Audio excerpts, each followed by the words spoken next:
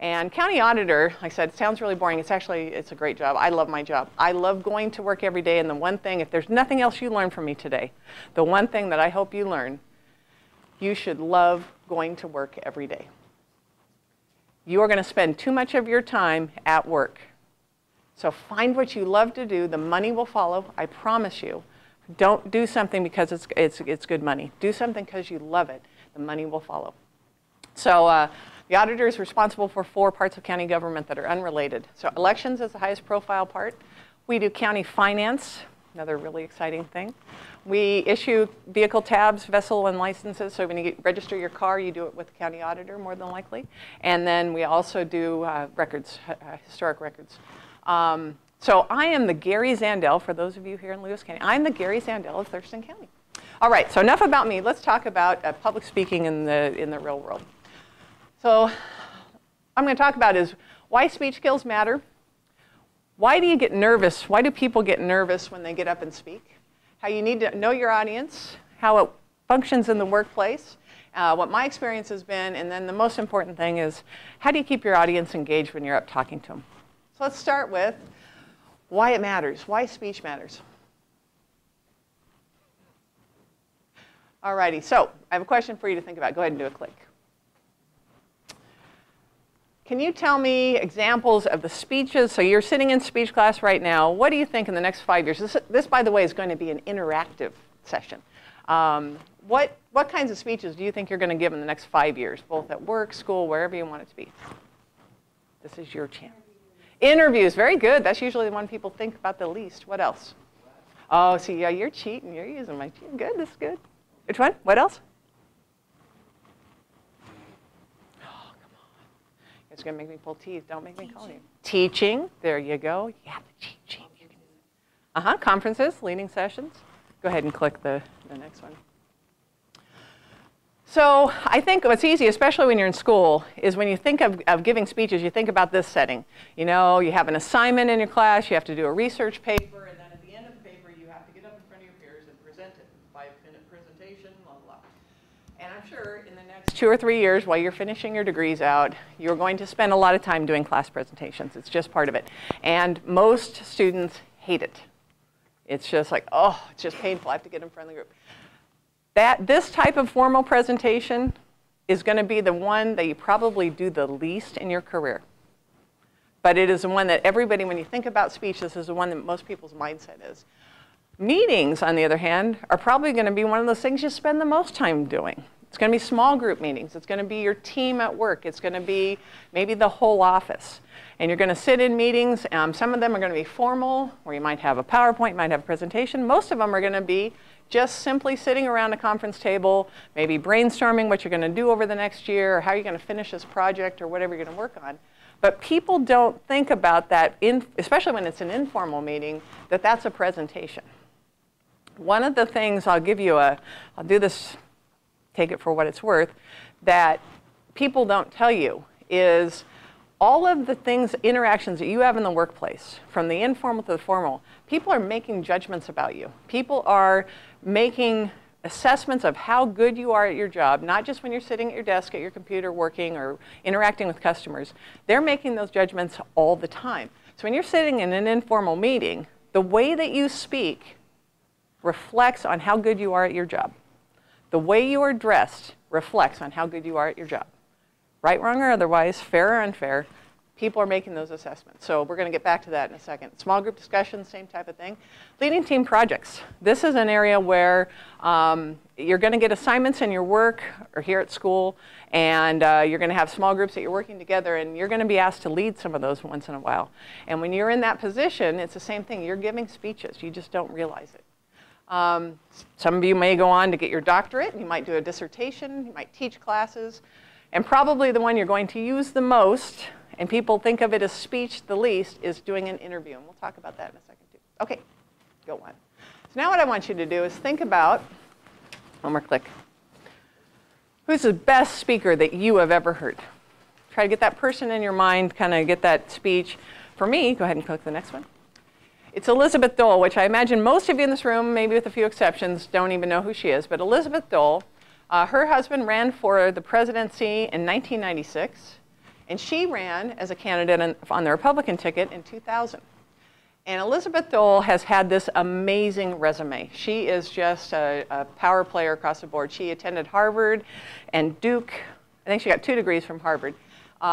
She has been the director of the American Red Cross. She was the Department of Transportation Secretary. She was the Department of Labor Secretary under Reagan and Bush.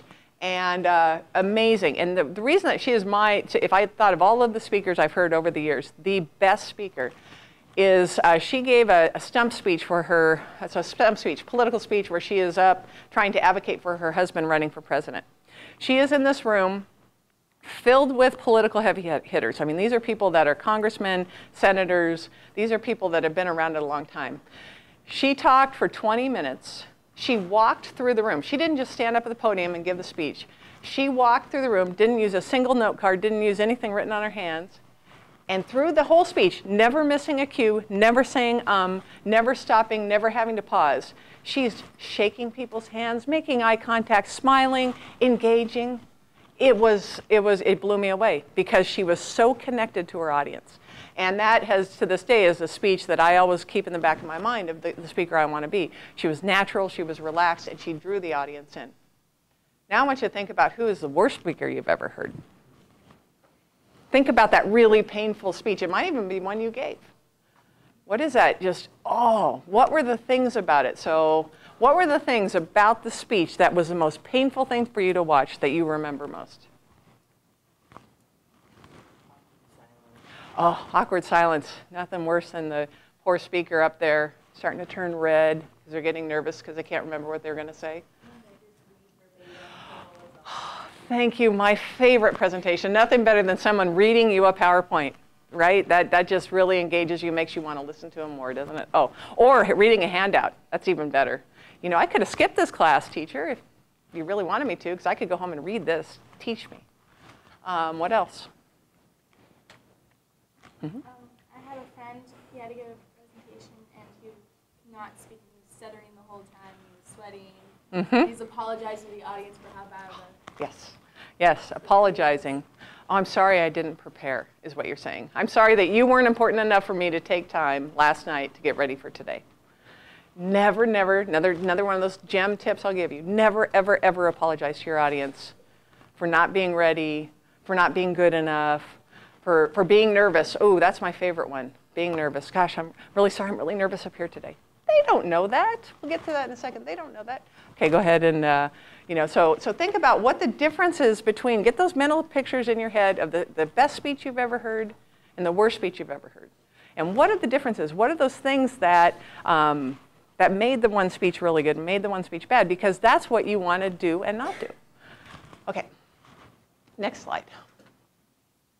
Okay, so for a speaker to have credibility, there's a number of things you need to know. The first one, preparation. And this is probably the one that most of us, I know that I'm guilty of it to this day because I'm very comfortable speaking, so a lot of times I'll blow it off till the end. You know, oh yeah, I'll do that speech, in about 20 minutes, it'll be fine. I'll start thinking about it. Preparation is really the key. And if you think about speeches and presentations that you've given in your life, and again, think about the best and the worst ones you've done. What are the commonalities of that? Well, one, I will bet my career that one of the commonalities is you didn't prepare well enough for those speeches you didn't do well on. You had the assignment 3 weeks ago. You kind of waited to write the paper until last weekend. It was due yesterday. You finished writing it last night at midnight, and you spent about 20 minutes thinking about what you were going to say to the class when you had to get up and give it today. I know none of you have ever done that, but I'm sure some of your peers have. When you don't prepare, that's when your nerves kick in. When you don't prepare, that's when you lose your audience because you don't even know what you're speaking about. And then you lose your audience and that nerves get worse. You start stuttering, you start apologizing, and then that goes to your presence. One of the things when you stand up, especially in this formal setting of a classroom and presenting, is your presence as a speaker is really going to go to your credibility. So if I came here today and had been really flustered and was, of course, I know I gesture a little bit too much. It's tough to be in front of a speech class because you guys have all been working on the technical aspects of speech, and I know I should be much more, But how grounded you are. Think about those people where you've watched somebody who was really nervous, and they have those awkward pauses, and they're apologizing, and they're starting to sweat, and their face is turning red. What are you thinking as an audience member? Well, they really don't know what they're talking about. You know, they're not very comfortable up there. The other thing is connect with the audience. This is probably the place I spend the most time when I'm preparing for a presentation. And we're going to talk about knowing your audience in a second. You want to connect with an audience. So I'm probably not going to talk to a group of legislators, let's say, the same way I'm talking to you right now. Because it's a different audience. It's, you know, if I was, and I will be honest with you, typically I am pretty much like I am right now even to legislators, but to have credibility with them as an audience, I'm probably going to step it up a little bit more. I'm probably going to be a little more formal with my speech. I'm going to be probably a little less animated, and I'm going to still try to connect with them though. But I'm going to know that the way that they want information, and they're probably going to want to get to the facts. Let's go really fast, whatever. Just cut to the chase. Where, you know, what I'm trying to do with you is engage you and draw you in and get you to see the importance of public speaking and make it real for you. So connect with your audience. Obviously, if you're going to go and talk to your peers, it's a very different discussion than if you were giving a paper to 6 professors. You know, would you dress differently if you were up here in front of this classroom giving a presentation than if you had to give your presentation to 5 professors from the speech department? Would it be different? Why would it be different? You know, if you really take a step back and think about it, why would you dress, so example, I'll dial into dress. Why would you dress differently for this class than 5 professors? Because you want those professors to think that you're the smartest kid in the school, right? And with your peers, we really don't care. Or maybe don't care as much, you know. So, but you need to understand your audience so you can make that connection. The way your presentation itself, how organized it is, and again, that goes back to preparation. But you want the audience to be able to track what you're saying. And I know that part of what you're learning in this class, I'm sure, is how to fundamentally structure your presentation. So this class probably spends a lot more time on the technical than I'm going to spend today. But realize there's a lot of important parts to that. How you set up and how you help your audience follow is important, because if they get lost, how many of you have been in a speech where you have no idea what they're talking about? Okay, happens to me a lot too. And it's painful as a member of the audience, where you're just going, oh, can you please stop talking? Because I have no idea what you're talking about, and I don't care anymore. And then the last thing is all these things do is they give you the confidence to stand up in front of a group and be the subject matter expert. So that when that group is listening, yeah, he knows what he's talking about. Yeah, I believe that. And that confidence comes from all of the things above it. Okay, so you probably have heard this or already seen this in this class, but if you look at, and there's all sorts of different lists that talk about top fears, and this one happens to be just one I found online. So go ahead and do a click. So number 2 is public speaking. And some of these surveys, number 1. And then go ahead and click it one more time. My favorite is people are more afraid to get up and stand in front of a group of people and talk than they are of dying. Think about that. I would rather die than stand up in front and talk to people. Okay, you know, so why do you think that is? Why do you think that people are more afraid of doing this, you know, than crashing their car into a building, you know, at the end of the day? Part of it is they are afraid of things. So what are they afraid of? First, afraid of looking stupid. And this doesn't change. You know, so you go back, remember back in middle school, remember in high school. And we all have been there. We all remember that, you know, gosh, everybody's looking at me and I want to fit in and I don't want to be noticed. I mean, some people are comfortable with that, but most people, it's like, I just want to go to school, do the things I like to do and go home. Because no one wanted to stand out and look stupid. That really doesn't change. I hate to say it. I wish I could tell you that in a couple of years that won't matter. It really isn't until you're like 40s that it doesn't matter. But people are afraid of looking stupid. They're afraid of looking stupid in front of their peers, in front of their parents, in front of the people that are important to them. People are afraid to fail. You know, what if I get up there and I completely forget my speech? What if I get up there and no one is paying attention? You know, I don't want to look stupid. And then finally, of course, they're afraid of rejection. The worst scenario is to come in and talk to a group like this, and I've experienced it with high schoolers in particular, you know, where literally they're all doing homework, or they're sleeping, or they're, you know, texting. Oh, it's the best, you know. They don't like me. They're not listening to my message. Okay, so let me give you some kind of the things that to overcome that. So the first one comes from FDR, Franklin Delano Roosevelt. Great orator. He's the voice, and I realize, I wasn't alive when World War II happened, and I know all of you. It's really ancient history. But he had this saying that I just love, and he was a phenomenal, he got on the radio every week. He did fireside chats. You probably have read about him. One of the things he said was, he said, would you do a speech? They asked him if he would do a speech. He said, no problem. How long is a speech? He said, because if it's a 5-minute speech, I'm going to need 2 weeks to prepare. Interesting. 20-minute speech, I need about an hour. An hour speech I can do right now. Now, doesn't that seem just counterintuitive to what you would think? A short speech you probably don't need to prepare for, and a long speech you need to spend a lot of time. It's just the opposite. The shorter time you have, the more organized you need to be, and the more preparation you need to put into it. Because it's hard to give a 5-minute speech. And yet that's the one we all kind of default to. Oh, it's really easy. I only have to talk for 5 minutes. If you approach it that way, you will talk too long, and you will run out of time before you make your first point. So again, it goes to that preparation. And Roosevelt was absolutely right. The longer the speech, the easier it is, because you're going to just talk. See, I've already talked for, 25 minutes. And, I didn't prepare at all. OK. John F. Kennedy, one of arguably the greatest orator of the 20th century. Amazing speaker. One of the things that happens, you probably already heard this in your class, is there's a physiological response when you know that you are going to get up and speak. And you get a bolt of adrenaline. That adrenaline, it's physiological. There is nothing you can do to overcome it. And it will hit you usually when you get up to the podium, and your hands will start shaking, your heart rate increases, you might start sweating, and it is something that really, literally, there's nothing you can do to change that because it is physiological. It's fight or flight to your response. It's that fundamental thing, which I'm sure you'll learn about if you don't know about right now. John F. Kennedy had the same thing. His hand shook so badly that you could visibly see it. And unfortunately, I couldn't find the clip online. But there's an actual clip. It's a very subtle one. It's very short. But his trademark, what he did is he would put his hand, one hand on the podium, and the other hand in his pocket. So what did he do? He looked grounded. He looked relaxed. He looked prepared. But it really was, that's how he overcome his hand shaking, because he would get so nervous that you physically could see it. And who would think it? One of the greatest speakers of all time. So there isn't any one recipe. There's all sorts of books you can read. There's all sorts of articles that you can look at, examples you can look at.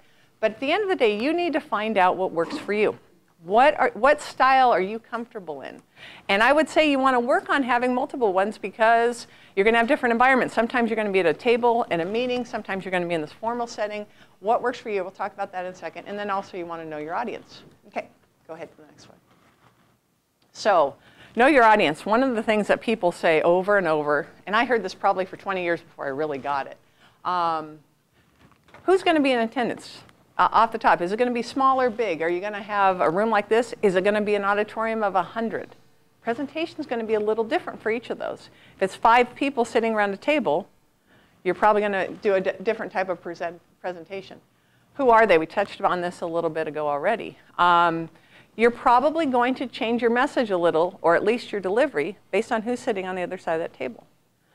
So if you are, let's say, I'm going to go on a limb here, a firefighter, and you're a volunteer firefighter, and you're going to a training, and you're going to teach part of the training. And the people that are in the room is the chief and the fire commissioners and the most senior people in the department. That's a different kind of place than you're going to be for the same training for all of your peers, maybe all the guys that are on, all the men and women that are on the team. So you're going to want to know who they are, because you're going to probably tailor that message to them. And this is the one that most people don't spend time thinking through. How do you think they're going to want the material? Are they going to want an interactive format? Your generation, I'll be really honest, you are on a very different level than I was when I was at your age, because you have all of this media that is so accessible with the internet, and so many ways, and you're used to it. You know, my favorite moment was when my kids, who are now in high school and college, it doesn't occur to them to go to the library to research a paper. I bet most of you are the same way. I mean, you probably have to because of school. But I'll ask them a question, they'll look it up on their phone. You know, that's a very different, you know, you're used to information coming at you fast and hard and being readily available. But again, know your age group. If you get into a work group, and let's say the average age of your work group is 50, it might be a different presentation because they might not be, you know, it might not work with them. For example, some people, PowerPoint is like nails on a chalkboard. They, you know, it's just horrible. They don't want to look at a PowerPoint. They want to see someone talking. Other people, just give me the material in a handout form, and I am good. Do they want material they can take away from, too? Do you need to do handouts? I did handouts for you because what I remember of college is you're going to have to go back and look at notes, and it's easy to take notes when it's in front of you. And then finally, how do you present yourself? And this one is always interesting. So in my office, I've got about 40 employees that range from about, probably my youngest employee is probably in her mid-20s, and I have people that are over 60. So I have a very interesting work group. I've got different generations in my work group. How am I doing on time?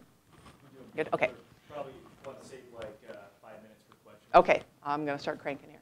So how they present themselves is very different. Go ahead and, so think about today. If I had showed up this morning dressed like Kesha, and she's very cool, don't get me wrong, your perception of me would probably be a little different. And I use Kesha for a reason because, especially, and again, not to generalize, but younger workers don't really see a big deal about what difference does it make about what I wear to work. And I'm going to use the workplace because that's really really, I mean, honestly, I'm good at, you know, I can do data entry. I'm good at it. It doesn't matter what I'm sitting here, if I have a hoodie or not. I am, you know, if I look like this at work, who cares? Because all I'm doing is sitting at a computer. Your credibility is based on how you look. So now, go ahead and click the next one. Zoe DeShano, she's just so darn cute. So, you know, quite a bit of contrast, probably fairly close in age. I bet Zoe's a little older than Kesha. But my point being, you know, just obviously the makeup, the hair, all of those things do matter. What you're wearing does matter. And then finally, of course, Angelina, not Angelina, blanking on her name. Anyway, the good wife. You know, here she is in this nice suit and tailored and everything. Now, do I expect everyone in my office to dress like this? I'd love it. But no, they don't. But I do expect them to have a certain image and project it because their credibility. When a customer comes up and there's a problem, if you are on the other side of the counter in a hooded sweatshirt and I walk up in this suit, I instantly have more credibility. I can say the exact same thing that my staff member says, and this is all public speaking, by the way. They will take what I say over what my staff says, only because their perception is that I'm more credible. So, talked a little bit about this. Know yourself. What works for you? What are the things when you do a presentation that put you in your comfort zone? Some people, like John F. Kennedy, want to stand behind a podium because they're comfortable here. They feel good here. They have something. Now be careful because you don't want to, you know, grip the podium, be too, you know, or lean on the podium, one of my favorites, because this is professional. You got to figure out what works for you. For some people, it's walking around. As you can see, my style, I'm kind of limited. Normally, I'd be walking up and, you know, all over the place. Some people, and you might have settings where you're sitting at a table. Figure out what works for you in terms of the presentation. And this is a real personal thing. Some people are really comfortable with note cards. I use PowerPoint more because it's a visual outline that I can spark what I want to say. Based on that, it gives you something to look at. But mostly, it's for me, because that keeps me on track. I'm a little behind now, so it's a bad example. And then some people memorizing their speech, going over it 20 times until they have it down memorized. That's their comfort zone. Figure out what works for you and use it. And the other thing is public speaking is a skill. Taking this class is not going to make you a good public speaker. It might make you a better public speaker than when you walked in the door. It won't make you a good public speaker. So I was going to give you a life skill. This would be the tip. Every opportunity you have to lead a meeting, lead a group, teach a class, especially teach a class you have to be good at because you need to know the material better than the people you're presenting to. And that actually should be your goal in every presentation. Whatever it is, anytime you have an opportunity to give a presentation, do it.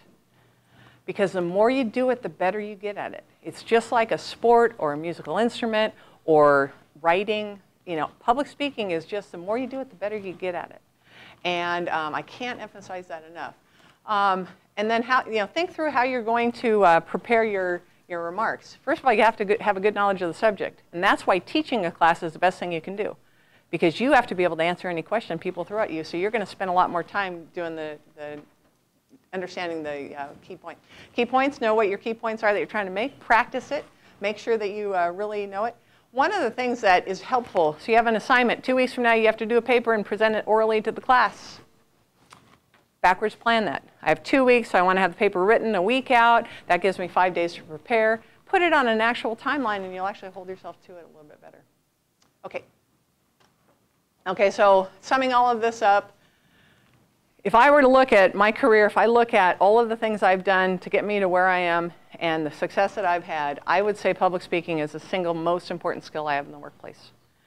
And like I said, it's because it's not just this getting up in front of groups, although it's good to be able to do that. It's because of all those interactions that I have between customers, coworkers, subordinates, managers, everything. It's an important skill. And like I said, find every opportunity you can to develop it. The more you do it, the better you're going to get at it. And the first few times you do it, you're going to suck at it. And that's okay, especially when you're at the beginning of your career. Because you have to learn it. No one, very few. I mean, we all probably went to school with somebody, maybe some of you in this room are that person who was just great at it. You know, that student body president, they got up there, they could do the speech off the top of their head, they engaged the class, everybody loved them. Okay, I was never that kid. I knew a lot of them, but I was never that kid. It takes time, and you just have to develop it over and over again. And just keep working to improve, because you are going to get better at it. And eventually, the stuff that is easy for you is the stuff that people are most afraid of. And then I think the most important one, have fun, because it is fun. It is fun to come and engage people. Okay, I think that might be done. Yes. Okay. Are we done on time? Good? All right. Questions. I like to call this part Stump the Auditor. This is your chance. You don't get to do that very often. Stump the Auditor. Do you have any questions for me? Yes? So the first few times that you were giving presentations and stuff, obviously there's probably contenders because you're doing it for the first time. So what were some of your things that kind of got you through it? Well, again, I think the thing that got me through it is I had this job. So I worked at a park. And, you know, our job was to play with the kids. It was a great job. They paid us to play with the kids. But we would have a lot of trainings and things. And so I figured out early on, start doing trainings, because it's a great place to try. What the worst is when you get in the middle of a speech and your mind goes blank. And you have no idea what you're saying. This actually happened to me probably 8, 9 years ago. Not these glasses, but I got bifocals for the first time. And I had these really cool, edgy glasses. I was thinking I was all hot, and I got up in front of the group. And I looked down, and you're all too young. Most of you are too young to have bifocals. But bifocals, when you have this invisible line, you have the close-up part of the glasses and the far-away part of the glasses. I looked down at the podium, and I literally could not read a word of my speech. And this is one of those ones where I made a big mistake, too, because I had the speech written for me. So I really just planned on kind of reading it. Didn't really know it that well, really wasn't ready to, I was not prepared. Looked down, and it was like, oh man. And I had to come clean to the audience. I'm like, just give me a second here. I got to find the sweet spot in these new glasses, because I can't read anything. And of course, the whole room laughed. And I think one of the things, and this is hard for some of you, might be hard because you may not be comfortable with humor. I forgot to mention humor. If you can interject humor, and it's a risk, I know. Telling jokes is a risk. Tell jokes that you're good at telling. But be yourself, and that whole connect with the audience. I used humor to get through that moment, because I literally had no idea what I was supposed to say next. I didn't. I was just dead in the water. And so I'm looking. When I did that, whole room lit up, and then the next speaker that I introduced was a doctor. He came up, he goes, oh yeah, it happens to me all the time, you know. And so it just lightened the room. And a lot of times you can kind of get through that tough moment with a little bit of humor. You have to be careful, of course. And again, know your audience. I knew I could get away with that, because the average age of the room was 50. So everybody had bifocals in the room. They'd all been there too, you know. So again, if you know your audience, you can draw them in, and you can actually turn something really negative into something positive. Yes? Is there a big difference between like Toastmasters, between like public speaking? Because I know that they taught you got to stay behind the podium, no hands in pockets, that kind of thing. So. And Toastmasters is awesome. If you have the time to do it, it actually looks really good on your resume too, I will be really honest. Toastmasters, if you're not aware, is a group that teaches you how to speak. And they meet, I think, weekly, and they practice speaking. And they teach you things. And yes, and there's definitely a formula, just like you'll probably learn some techniques in here. I figure anything that you can learn is just one more tool in your toolkit. You know, it's one more thing you can draw upon. Again, try to find what works for you. As you can tell, I'm not the behind the podium speaker. I can do it. It is where I'm my least comfortable, because it just doesn't feel natural. I would much rather be up here and just talking. And I think that if I was going to give you a secret, This is the secret to public speaking. This is the most important one. You're not going to learn it at Toastmasters. You're just talking to people. That's all public speaking is you. So think about it. You're sitting there right now and you're listening to me talk. You know, you're not going, ooh, she's giving a speech. She's got all this stuff on the line and people are judging her, or whatever runs through people's mind when they get nervous. At the end of the day, I'm just talking to 30 people at the same time. And so I think when you can transition your kind of your brain, quite frankly, to that point of just realizing that's all it is. All public speaking is talking to a group. Sometimes it's a group of 500. Sometimes it's a group of 3. Sometimes it's a single customer. All of those are public speaking. And when you start getting comfortable with that, you can go from 1 to 100, and it's not even hard. And just, so Toastmasters is more that formal, here's how you give a formal presentation. And it's good to know how to do that. Use it as a tool, but find what works for you. And it's going to be different for each one of you. One more? Come on, stump the auditor. This is your chance. Okay. This is more along the lines of interviewing. Oh, I forgot about that. Mm-hmm. What advice do you have for young people, or not necessarily even young people, but people that don't have experience in the field they want to go into? Mm-hmm. What advice do you have about getting that experience, about being, facing the fear of rejection? Mm-hmm. Well, first of all, most of you, it looks like, are probably at the front end of your careers, and you're trying to figure out what you want to do for the rest of your life and all of those things. And I will warn you, one of the things you're going to hear frequently in the next 5 to 7 years is, oh, we didn't give you this job because the person you were up against had more experience. It is going to be the most frustrating line you hear. Or when you're in the workplace and you want a promotion, or you want a chance to do a different job, oh, we gave it to the person with more experience. Or, oh, you really don't have enough experience yet. I remember when I was 25, it's like I felt like if I hear that one more time, how can I get the experience if you don't give me the chance? And it's a circular thing.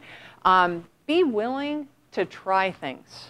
And it might even be, you guys are going to have a real challenge. I mean, I wish I could tell you that everything is bright and rosy, and you know this. The economy is not going to recover anytime soon. And by the time you graduate from college, it's going to be tough.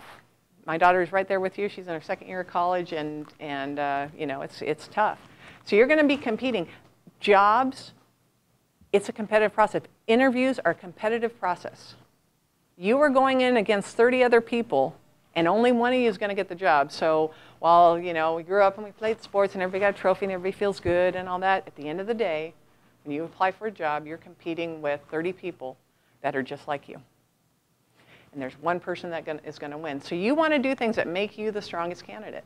So can't spend a lot of time on the interview process, but one of the things you want to do is experience. So you may have to volunteer to do things. All of those experiences count, whether or not you're getting paid. So you may have to find a place, go volunteer at the radio station. Like if you want to do a radio TV track, for example.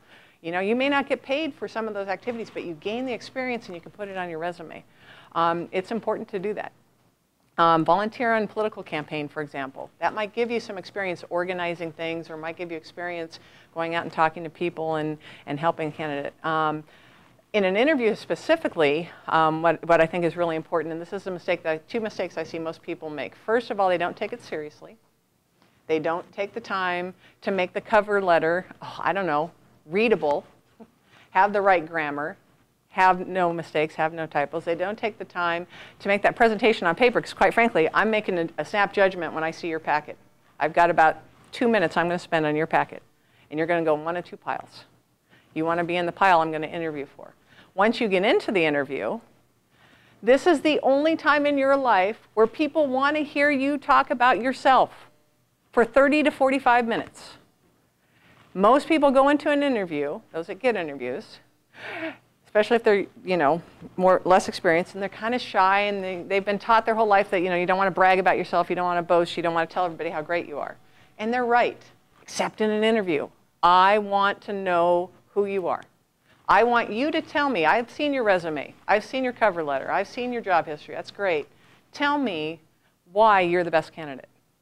Tell me why your experience makes you the best fit. And don't be afraid to do that. I don't know it. I've looked. Yeah, I've read that you've worked these 6 jobs, and I've read that you have this education, and that's great.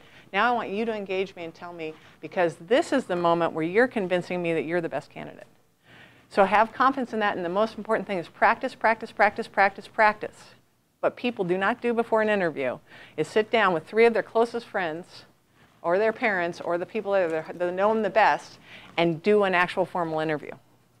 It'll be the hardest interview you've ever sat through because they know you. You can't BS people that know you. But you will be so good when you go into your real interview because that one that you do with your friends and family will probably suck. It will probably be the worst interview you've ever done because you're going to get nervous and you're going to think, oh, I can't say that because they know that I'm not really that good at it or whatever. But you'll polish it and make them give you hard questions. Make them give you tough feedback because it will really prepare you and you will nail your interview. So if I had that, that would be my advice for interviews. Okay, I think are we out of time? Or yeah? All righty. Thank you.